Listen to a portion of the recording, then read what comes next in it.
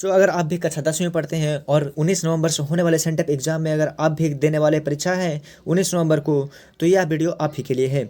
19 नवंबर को जो हमारा एग्जाम होगा वो होगा हिंदी का। उसका विषय कोड 101 होगा और इस एग्ज़ाम को देने के लिए आपको 3 घंटे 15 मिनट का समय दिया जाएगा।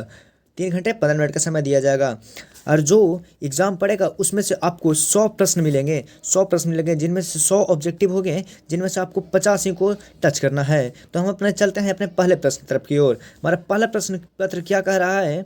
जाति प्रथा को श्रम विभाजन मान लिया जाए तो यह स्वाभाविक विभाजन नहीं है। यह पंक्ति किस शीर्षक पाठक की है? मतलब यह जो बोल रहा है यह किस चैप्टर से है? तो यह चैप्टर हो जाता है श्रम विभाजन और जाति प्रथा से। हमारा दूसरा नंबर प्रश्न क्या कह रहा है? मदन और कासू के बीच झगड़ा क्यों हुआ? मदन और कासू के बीच झगड़ा क्यों हुआ? तो यह झगड़ा हुआ था लट्टू खेलने की ललक से। तो यह झगड़ा किसके लिए हुआ था? लट्टू खेलने की ललक से। हमारा तीसरा नंबर प्रश्न पत्र क्या कह रहा है? किसकी खोज से हमारी ऐतिहासिक चेतना में नया अध्याय जुड़ गया? किसकी खोज से हमारी ऐतिहासिक चेतना में नया अध्याय जुड़ गया? तो यह था संस्कृत से। किससे था? यह था संस्कृत से। तो हमारा अगला नंबर प्रश्न पत्र क्या कह रहा है? अगला नंबर प्रश्न पत्र कह रहा है कि जहाज के डेक पर खड़े कितने वर्ष के सर जोन्स ने देखा कि सूर्य अप्रशांत सागर में डूब रहा है। जो मतलब सूर्य डूब रहा था वो अप्रशांत सागर में, वो किसने देखा था? सर जॉनसन ने देखा था। और यह कितने वर्ष के थे? तो 37 वर्ष के थे। तो चलिए हम अपने अगले प्रश्न पत्र की ओर चलते हैं। हमारा पांचवा नंबर प्रश्न पत्र क्या कह रहा है? हजारे प्रसाद द्विवेदी किस रचना पर साहित्य अकादमी पुरस्कार मिला था? तो उनको लोकपाल मिला था। हमारा अगला नंबर प्रश्न पत्र क्या कह रहा है? हमारा अगला नंबर प्रश्न पत्र क्या कह रहा है कि उछलांकत पशु की प्रवृत्ति है, स्व का बंधन मनुष्य स्वभाव है। यह पंक्ति किस शीर्षक पाठक से था? तो नाखून क्यों बढ़ते हैं। हमारा अगला नंबर प्रश्न पत्र क्या कह रहा है? अगला नंबर प्रश्न पत्र कह रहा है कि महमूद गजनी के बाद किन शासकों ने अपने सिक्कों पर नगरी का शब्द खुदवाए? तो ये थे महमूद गोरी, अलाउद्दीन खिजैली, शेरशाह, ये तीनों थे। चलिए हम अपने अगले नंबर प्रश्न पत्र की ओर चलते हैं। अगला नंबर प्रश्न पत्र क्या कह रहा है? वेतन दान पत्र कब का है? वेतन दान पत्र कब का है? तो ये था 1020 ईस्वी से। चलिए हमारा अगला नंबर प्रश्न पत्र क्या कह रहा है? कुहासा शीर्षक किसके संग्रह किस लेख की रचना है? तो यह था अमरकांत की। अगले नंबर प्रश्न पत्र क्या कह रहा है? निर्मल ने किसकी फटी पुरानी दरी दे दी? निर्मला ने किसको फटी पुरानी दरी दे दी थी? तो वो था बहादुर को। अगला नंबर प्रश्न कह रहा है कि अंग्रेजी कवि टेनिस ने किस लैटिन कवि पर कविता लिखी थी? तो वो थे वर्जिल। अगला नंबर प्रश्न कह रहा है कि बिरजू महाराज को संगीत भारती में कौन लाया? बिरजू महाराज को संगीत भारती में कौन लाया था? कपिल जी। अगला नंबर प्रश्न क्या कह रहा है?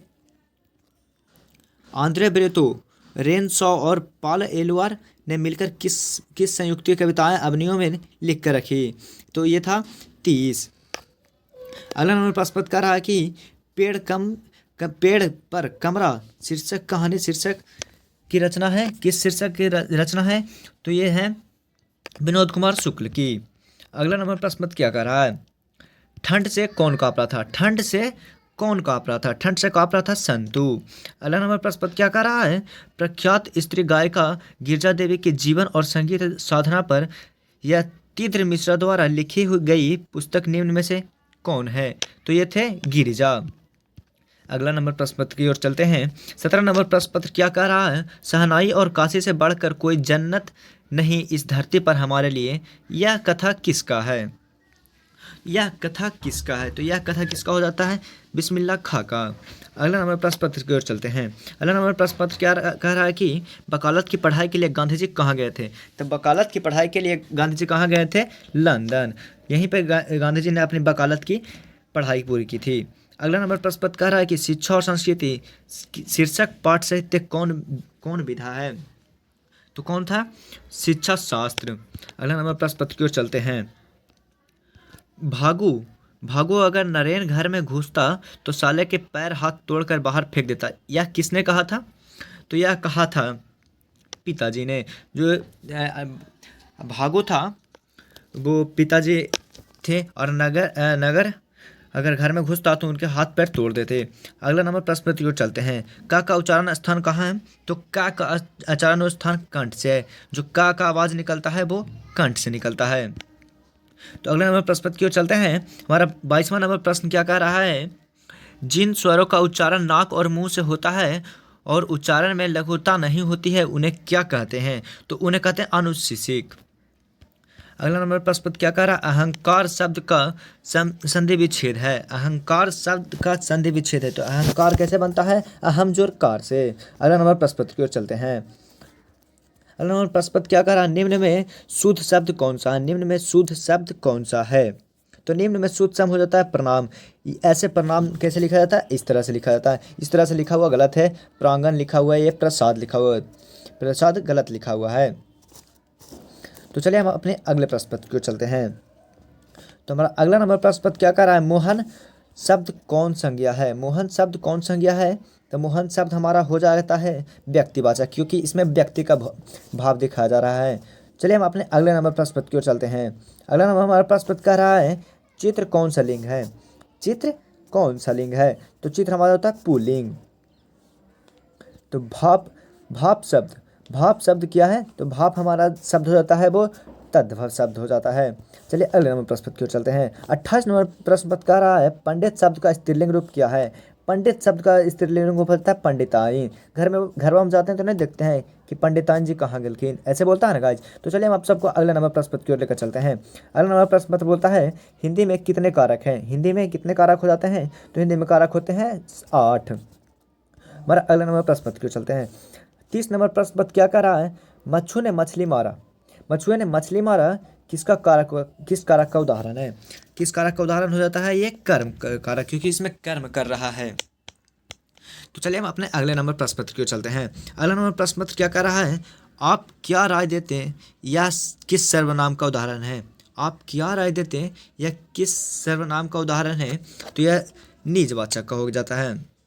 अगला नंबर प्रश्न क्या कर रहा है, कुछ लड़के खेल रहे हैं, ये किस विशेषण का उदाहरण है? कुछ लड़के खेल रहे हैं, ये किस विशेषण का उदाहरण है? ये 32 नंबर प्रश्न है, ये बहुत ही इंपॉर्टेंट है, ये बहुत बार क्वेश्चन में आ चुका है गाइज। तो इसका क्या हो जाएगा, संख्यावाचक। तो चलिए हम अपने अगले प्रश्न की ओर चलते हैं। अगला प्रश्न क्या कह रहा है, क्रियाओं के व्यापार की निरंतरता को क्या कहते हैं? क्रिया के व्यापार की निरंतरता को क्या कहते हैं? तो इसको कहते हैं वर्तमान काल। तो चलिए हम अपने अगले नंबर प्रश्न पत्र की ओर चलते हैं। अगला नंबर प्रश्न पत्र क्या कह रहा है, चिड़िया शब्द है। चिड़िया शब्द है, यह किस शब्द का है? तो यह हो जाता है हमारा तद्भव शब्द का। चलिए अगले नंबर प्रश्न पत्र की ओर चलते हैं। बनावट के विचार से शब्द कितने भेद हैं? बनावट के विचार से शब्द कितने भेद हैं? तो इनका हो जाता है 2। तो चलिए अगले नंबर प्रश्न पत्र की ओर चलते हैं। अगला नंबर प्रश्न पत्र क्या कह रहा है, सपूत शब्द में उपसर्ग क्या है? सपूत शब्द में उपसर्ग क्या है? तो इसका हो जाएगा सा इसका उपसर्ग हो जाएगा। अगला नंबर प्रश्न पत्र की ओर चलते हैं। अगला नंबर प्रश्न पत्र क्या कह रहा है, बंधु शब्द में प्रत्यय है। बंधु शब्द में प्रत्यय पूछ रहा है, इसमें बंधु शब्द में प्रत्यय पूछ रहा है, तो इसका हो जाएगा ऊ, बंत ऊ इसका प्रत्यय हो जाएगा। राष्ट्र का विशेषण है, राष्ट्र का विशेषण हो जाता है गाइज, राष्ट्र का विशेषण होता है राष्ट्रीय। सपरिवार और समास है, सपरिवार में कौन सा समास है? तो सपरिवार में समास हो जाएगा हमारा अव्ययीभाव समास। अगला क्वेश्चन की तरफ चलते हैं। 40 नंबर क्वेश्चन हमारा क्या कह रहा है, अग्नि का शब्द का विलोम क्या है? अग्नि शब्द का विलोम क्या हो जाएगा? अग्नि शब्द का विलोम हो जाएगा जल। जल का उल्टा अग्नि, अग्नि का उल्टा जल। अगले प्रश्न की ओर चलते हैं। गुरु नानक क्यों कहते हुए अपने प्राण त्याग दिए? गुरु नानक क्या कहते हुए अपना प्राण त्याग दिए? तो यह कहते हैं बाह गुरु, यही जो अभी चलता है बाह गुरु। तो चलिए हम अपने अगले प्रश्न पत्र की ओर चलते हैं। अगला प्रश्न पत्र हमारा क्या कह रहा है, गुरु नानक का जन्म कब हुआ? गुरु नानक का जन्म कब हुआ? तो उनका गुरु नानक जी का जन्म हुआ था 1469 ईस्वी में। 1469 ईस्वी में उनका जन्म हुआ था।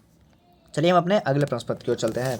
अगला प्रश्न पत्र हमारा कह रहा है, मोहन छवि रसखानी लिखी अब द्रग अपनो नोही, यह किस कविता के पंक्ति है? तो यह हमारा हो जाता है प्रेम यानी श्री राधिका की।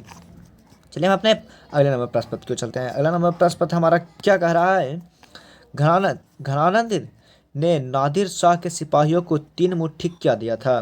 3 मुट्ठी धूल दिया था। घराना हिंद अपने नादिर शाह के सिपाहियों को 3 मुट्ठी धूल दिया था। तो चलिए हम अपने 45वें नंबर क्वेश्चन की तरफ चलते हैं। स्वदेशी शीर्षक, स्वदेशी शीर्षक कविता के रचनाकार कौन है? स्वदेशी शीर्षक के रचनाकार होते हैं बद्री नारायण चौधरी प्रेमघन। ये जो बता रहे हैं प्रश्न गाइज, ये आप सबको same to same sent up exam में मिलेगा और हो सकता है तो मेन एग्जाम में भी आप सबको मिल सकता है, क्योंकि क्योंकि इसी क्वेश्चन से वो मिलता जुलता क्वेश्चन आता है। चलिए हम अपने अगले प्रश्न की ओर चलते हैं। भारत माता शीर्षक शीर्षक कविता किस कविता संग्रह के संकलित हैं? तो ये हो जाते हैं ग्रामय। तो चलिए हम अपने अगले प्रश्न की ओर चलते हैं। अगला प्रश्न पत्र हमारा क्या कह रहा है?